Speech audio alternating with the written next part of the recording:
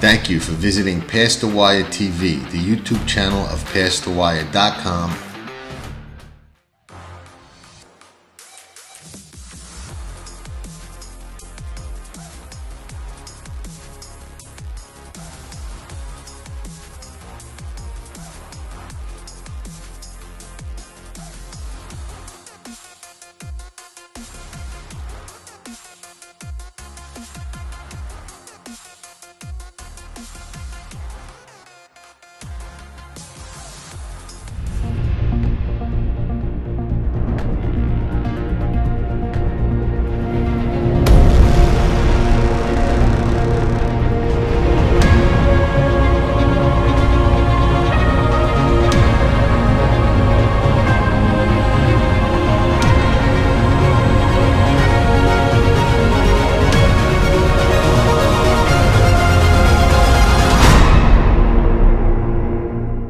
Buongiorno, everybody. Saratoga Today, day 13 of the 2021 meet.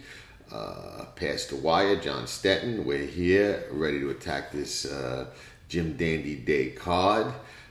Big shout out to our sponsors, Amwager, one of the most innovative and advanced ADWs out there with a ton of tools for the better that you will not find everywhere. Spendthrift Farm, home of Into Mischief, and a whole slew of other fantastic stallions. And yes, Zilla Racing Stables, last but not least in this little shout out. And big day for them today. They've got an entry in the third race. And I don't think, I mean, I've said it before, they're an exciting partnership with opportunities on every level. And I don't think they had a horse run at the meet thus far. They've got a win, a second, a third. I don't think they've been off the board yet. They've got an entry in the third. That's 7-5 in the morning line. 1 and 1A, Miss Liana, Flat Awesome Jenny. Both look live. One has speed. One comes off the pace. We will be rooting for them in the third race. So some exciting action early on the card for Zilla Racing Stables and all their partners. If you're involved and up there, enjoy it. And nothing like winning and racing up at Saratoga.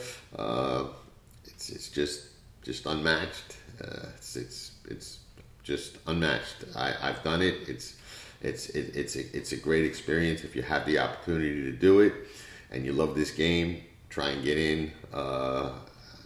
And you just can't go wrong. It's a thrill like none in sports, really. That said, you know, one of the things that we like to do on this show is not only identify horses we like or maybe horses that we don't like, but I like to talk about different angles and different things that people can take away, no matter what level of the game you're on. I've been doing this. I've been going to Saratoga since I couldn't turn the turnstile. I was too short and too little of a kid, 5 years old, 6 years old, to even move the turnstile, just to let me walk under it. So I've been going a long time, a half a century. We like to talk about things that no matter what your level of play is, you can take away and maybe use to your advantage, or use to make a score or a hit, or use or not use a horse down the road that will help you. And one of the things we talked about, and we've talked about a couple of angles already. Yesterday we talked about first captain in the Curlin Stakes and how I favor horses with speed going longer or a route around the first time over closers who look like, yeah, they're closing, a little more ground is going to help them. And first captain, I think, was a perfect example of a horse who went 2 turns for the first time and didn't have that same punch, that last 16th or even 1/8 of a mile that he had before going 1 turn. Different race, different game. I didn't like the way he finished. Obviously, he was kind of just protected for another day, the last 16th of a mile. But even so, those kind of races, you know, the first time you give them a pass because it's something new to them and they're not going to have that same punch. Often they'll improve the next time that they do it. So it really wasn't that much of a surprise. I thought he was the best horse. I thought he was the most likely winner for sure. But I didn't, and we said it on the show, I wasn't surprised I didn't have that same kick and same punch going that 2-turn mile and an eighth the very first time. That said, my takeaway from the race is the winner, Pletcher's horse, ran very well, but Chad Brown's horse, coming out of a maiden off a layoff to also go 2 turns, and both the winner and Chad's horse had a perfect trip. It was like the Red Sea parted for them, and one was inside the other, but they both got through really nice. But coming out of that race, I'll take Chad's horse next time with that experience under the belt for the same reasons that I said about First Captain. Little twist to it, he also was going 2 turns for the first time and thrown to the wolves, had a lot up against it. The other horse, Todd's horse, was much more seasoned, much more experienced, and that showed coming up to the wire. But Chad's horse never gave up, kept running, just caught somebody who was a little more seasoned, a little better than he was that day. But going out of that race, it will not surprise me at all if Chad's horse improves and handles that one next time out. I would think he's the better horse coming out of that race, in my opinion. Today's card, exciting card. Not the greatest, I'll be honest with you, not the greatest betting card. We like to see better than this at Saratoga. But it is what it is. The meet's longer now. It's a little bit diluted. Horse racing is in a funny stage anyway. But that said, we'll move right into it. In the 6th race, I want to mention a horse because there's a lot of buzz on the horse. Working really good. I'm going to be surprised if he doesn't take money. He's 8-1 on the morning line. I imagine he's going to be bet. He's got a terrible post going a mile on the 16th on the turf at Saratoga. He's coming out of the 10 hole. He's the widest horse there. The 5 is a main track only. But Dr. Davis for Belmont is a first-time starter, and people say Belmont doesn't win with first-time starters. Nonsense. He wins all the time. Not all the time, but he wins often enough with first-time starters, and pops at Saratoga with first-time starters for years, sometimes at big prices.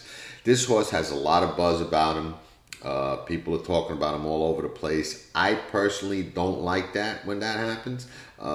They most of the time don't win, but I would be remiss in not saying there's a buzz on the 10. He's working really good. I watched his workout. Was good. I wouldn't write home about it, but it was good. He looks like he's a racehorse. Doesn't mean he has to win first time out. He may. No one in there really jumps out and screams to me that you need to be very afraid of them, which means that he gets an upgrade even despite all that buzz, which means all that weight he'll be carrying around the track, because I look at that as just added weight, and most of you will know what I'm talking about. But the word is the horse can run, and he certainly worked well, and there's a buzz about him. Next race is a non-winner of 1. Very, very competitive race in my opinion. It's not a race I'm anxious to get involved with. The 1 Rivendell on the rail, another mod horse coming out of those sprints. I would imagine is going to have a lot of speed, and sometimes nobody goes, and bang, the race is over. You can't catch him. But I don't know if that's going to happen here or not. Chad's horse, Love and Thunder, looks like she's improving. Graham Motion's horse has run well in some stakes, puts blinkers on, gets Lasix. Would probably be my tepid and extremely tepid top choice. And even Secret Time moves into Danny Goggins' barn, which I look as a positive move for helping her chances today. So that's a tough competitive race. It's part of the pick 5, so may have to get involved with it if I decide to go after the pick 5, but I don't know whether I will or not. Stay tuned for that. But the first stake on the card is a grade 1. It's the Alfred Vanderbilt, 3/4 of a mile, 6 furlongs, some really, really fast horses. And I'll run down my thoughts on it. Firenze Fire is going to get a lot of attention, and rightfully so. Another angle that I kind of have been on for a long time, and it's helped me more than it's hurt me. Nothing works. Everything's right sometimes, and nothing works all the time in horse racing. We all know that. But he's coming off a very, very hard race. He ran his guts out last time, and he's been a war horse. He's been around a while. I don't like betting horses coming off really, really hard races, going into another race that looks like it's going to be as hard or maybe even harder. I tend to shy away from them, especially at short prices. So I'm a little against Firenze Fire today. I don't think I'm going to use him. Mischievous Alex is probably well, as fast as anybody in here, put it that way. I'm not going to say the fastest, but he's as fast as anybody in here. And cutting back at it at Met to 6 furlongs, I think that's what he wants. I think he'd be a hell of a lot tougher to beat if he was drawn outside, but he's not. He's drawn into 2-hole, and that's going to make it a little tougher for him and force Irad's hand a little bit to make some decisions early as to what he's going to do and hopefully get a trip. If he sprints out there, even coming off that Met and shows the speed and holds that inside position, he's dangerous as heck. But I have a feeling he might not do that, and that makes his trip questionable in my opinion. But you know, he's a serious contender and somebody that you have to consider. 3 Technique is an intriguing horse at a big price. He's 15-1 on the morning line. Probably be every bit of that. Adds blinkers. That's Bill Parcells, Coach Bill Parcells' horse, I believe. You know, he was highly regarded. I think they even were thinking Derby with him at one point. Never looked like that kind of horse to me. But you know, you have a good 2-year-old, good 3-year-old. Just the inclination is to think that. I think he wants to go one turn, wants to sprint. He'll be coming off the pace. The blinkers may have him a little sharper. He's kind of been a knocking on the door kind of horse to break through with a big race. He'd have to run faster than he has yet to date in order to win this. But if he gets the right setup and the race falls apart a little bit, I think he can surprise at a big number. Whitmore, they're not a sprint race in the world that you'll convince me that Whitmore can't win. And he likes Saratoga. He bulled his way through a field there once a couple of years ago. I was there that day. When he's riding on his game and gets the right setup, he's a bull. He really is. He's a war horse. He's getting older, but he's not showing any signs of slowing down yet. And if he gets the right setup like he did in the Breeders' Cup Sprint, where I used him and liked him last year, he's dangerous. But the horse I really lean to, and I know I said I thought Major Wager number 2 was going to come today, and I was pretty sure of it. The horse I was thinking of was Special Reserve. But he's not going to be a Major Wager. He's going to be my top choice, absolutely, and I'm going to use him, and he's going to be my go-back horse on any pick 5s or pick 4s that I play for sure. And I may play him separate. And if you don't know what I mean by a go-back horse, I've done podcasts and videos explaining my ticket structure strategy. It's different than most people. And maybe we'll talk about it on one of the webinars we're going to do, I think maybe for Whitney Day or Travers Day. So if you don't have the time to go back and watch or look for that video or that podcast or some of the articles I've written on ticket structure, you can ask me there. I'll probably discuss it there as well. But he's my top choice. I think that what I like is he's coming into the race loaded with confidence. I don't think he needs the lead. I think he can sit off strike power, maybe Mischievous Alex if he has to on the outside there with Joel. Perfectly drawn for Joel to sit and stalk a little bit. And if he guns, I won't lose no sleep over that either, because I think he's fast enough at 3/4 to go all the way. Is he a little cheap? Absolutely. But those last 2 races, 43 to the half, 108 and change. I know Prairie Meadows, everybody's going to discount it. But you've got a winner that come out of that race. It's a key race. The horse that ran 4th was Empire Way, who was a fast as lightning horse. I think set the pace in the Breeders' Cup Sprint last year. This is a fast horse. And Maker, he gets these horses good. They move up to the stakes level and they stay there.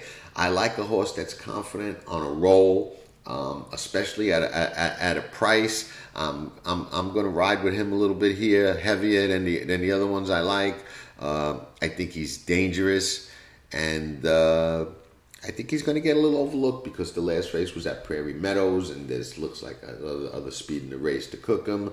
But he could be the fastest of the other speeds, and I think he could also sit. And I like the confidence. I like the draw. And I personally love how Joel Rosario rides speed horses. I agree. He's one of the strongest finishers in the game, and he's great coming from off the pace. No question about it. When he was first in California, I told people, this guy's one of the best, strongest finisher, and 3-4 years later, everybody's comparing him to Lafitte Pincay, and probably rightfully so. But I've been on him a long time and think he's phenomenal. But even with I love him on a speed horse. The Jim Dandy. What can you say? Essential Quality is the best 3-year-old on paper right now, probably on a racetrack. Should beat these horses, and I think likely does, but doesn't have to. You know, this is what I would call, if we were talking about the NFL, what happened? Trap game. You know, his eyes are on the prize in the Travers. This is a prep. Does he want to win it? Absolutely. But I think he wants to win the Travers more. He's coming off a 1.5-mile race. Not the easiest thing to do, cut back from the 1.5 to the 1.1 mile on dirt. Sometimes you're not as sharp and as keen as you were. Brad Cox might have corrected that in the workouts. Might not. Might need a race to do it. We'll find out. But he is the best. He is the fastest. Not by a lot, but he is the best and the fastest. And let's see what happens. But there are two horses that I say are potentially able to move up and jump up enough to give him a tussle. Okay, 3-year-olds make big moves forward. All right, I think Dr. Jack from the rail has shown steady progression. Okay, win the first 2 races, then runs in the other Pegasus race against Mandaloon. Much more seasoned type of horse and a good horse. Over a track at Monmouth, I thought played a little bit funny that day. Paco's not allowed to use the whip over there. I don't know if or how much of an impact that made. But he ran a nice, even, steady race to Mandaloon. And kind of like we talked about with Chad's horse earlier, you know, first time thrown to the wolves. They get that experience. They kind of, you know, now know what it's like to be with the big boys. And they come back against them next time a little bit more confident and knowing what to expect. Kind of like an athlete, you know, you're playing semi-pro or you're playing in the minors, all of a sudden they move you up to the majors.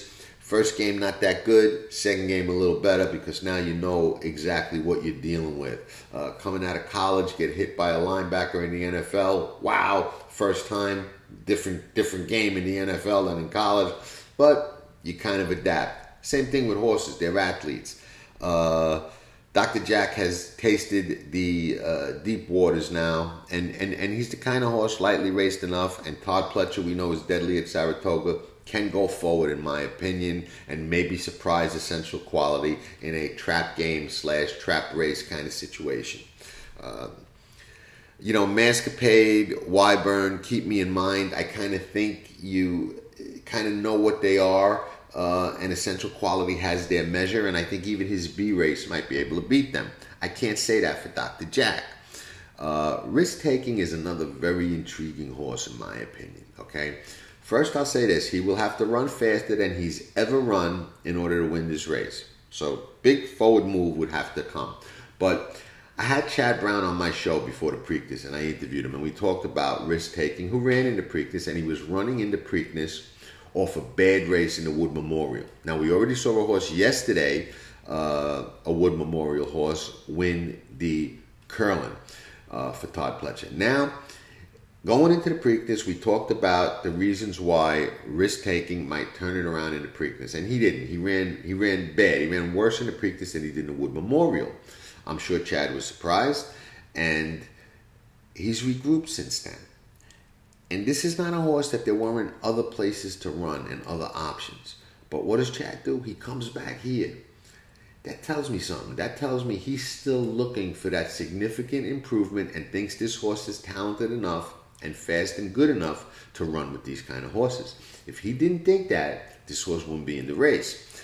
And if he thinks that, there's a reason for it. So I see this horse as a horse that might have a lot more ability than has shown on paper thus far, and might jump up. And to me, the two surprise horses would be Dr. Jack and Risk Taking. I think Essential Quality probably wins, but those are the other two that I think can maybe shake things up if something fluky happens. And it would have to be something a little bit fluky.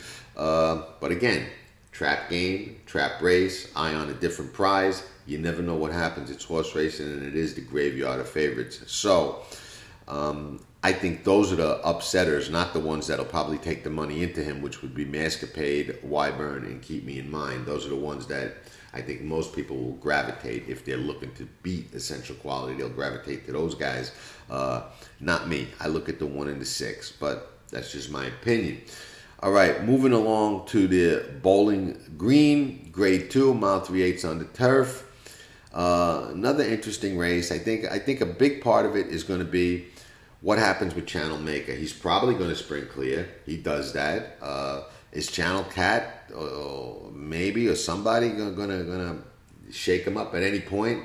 I don't know the answer to that. Is he going to be able to go wire to wire if none of them do? I don't know the answer to that. He's a hard horse to gauge. Sometimes he does it, sometimes he doesn't. I think he likes turf with giving it. So let's see how it's playing and what they listed, whether they listed firm, good. I think good to the softer side would favor him. I don't think there's any rain, so it's probably drying out and probably going to be firm. Can still do it, but I mean, it's tough to leave him out of a pick 4 or a pick 5 or a pick 6 because you hate to be going in a marathon on the turf and a horse is out by 3 or 4 or 5 lengths and it's not one of the ones you have. So unless you're single in that race, he's somebody you probably want to have on your ticket, because I don't enjoy that scenario when I use a couple of horses in the turf marathon and somebody's out clear and he's not one of the ones that I have. It's an uncomfortable feeling. You don't want to create those hurdles for yourself when you bet these kind of tickets. But that said, he's not my top choice. I don't really think he's going to win. I'm a little torn between two horses. My top choice is Moon Over Miami, another Mott horse of all things.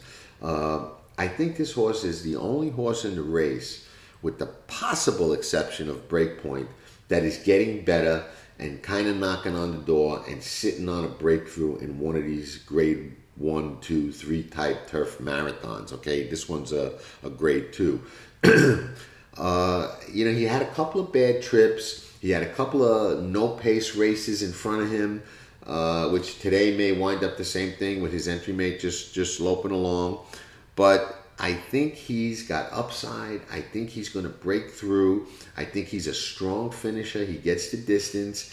And I'm looking at today as a very good race for him to really break through and do what he does best, which is close with a flourish and possibly get up. He's been highly regarded for a while. The breakthrough race hasn't come, but I think it still potentially can, and I think today's a good day for that to possibly happen. So Moon Over Miami is my top choice there. I respect Cross Border, especially at Saratoga. He's another one that got wired by a cheap horse, Mega City, last time. Nobody went with him, went out by himself, so there was no pace for him to chase, and he was really closing late into a no pace, and he loves Saratoga. You remember a couple of years ago there was that voodoo horse of Linda Rice's that just won all those races. I think he's 5 for 6 at Saratoga. He loves it up there against much lesser company, albeit, but I respect that. The other horse, Channel Cat, I cashed a big ticket on him a year or two ago in Saratoga at a big price when Todd Pletcher had him. I'm not sold on him. I think he's lost a step. I know he won that race, but with Johnny, that was a great ride. Took advantage of no pace, but I don't see him able to do that here today. Breakpoint is a little interesting because, again, not handicapping trainers too much, but Chad Brown runs him back here off a race that doesn't really scream. His U.S. debut didn't really scream, hey, I'm ready for the grade 1 and grade 2 horses in the turf marathon.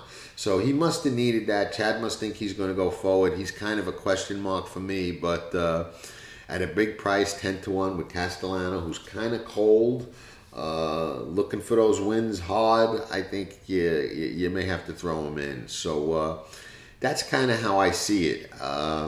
Interesting. Johnny V, I think he's got 2 wins. Kind of cold. Junior Alvarado, who I like on a couple of horses today, kind of cold. Eric Cancel, one opening day, was, kind of had a little buzz about him coming into the meet. Kind of cold. Javier is kind of cold. People look at that as a negative. I look at it as, if I can get these guys on a live horse, I know they're hungry, at Saratoga especially, and I like hungry riders. So I thought we had a major wager for today. Maybe tomorrow. I didn't do tomorrow's card yet, but we've got some plays, we've got some opinions.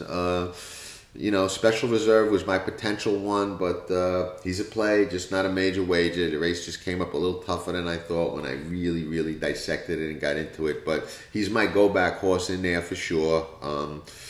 And that's pretty much how I see the late races. So enjoy the races. Thanks for tuning in.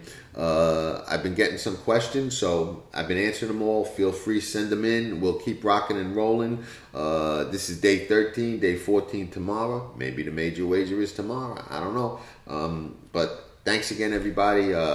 Ciao for now. Arrivederci, and we will be back in the AM to reconvene. Nobody does it better.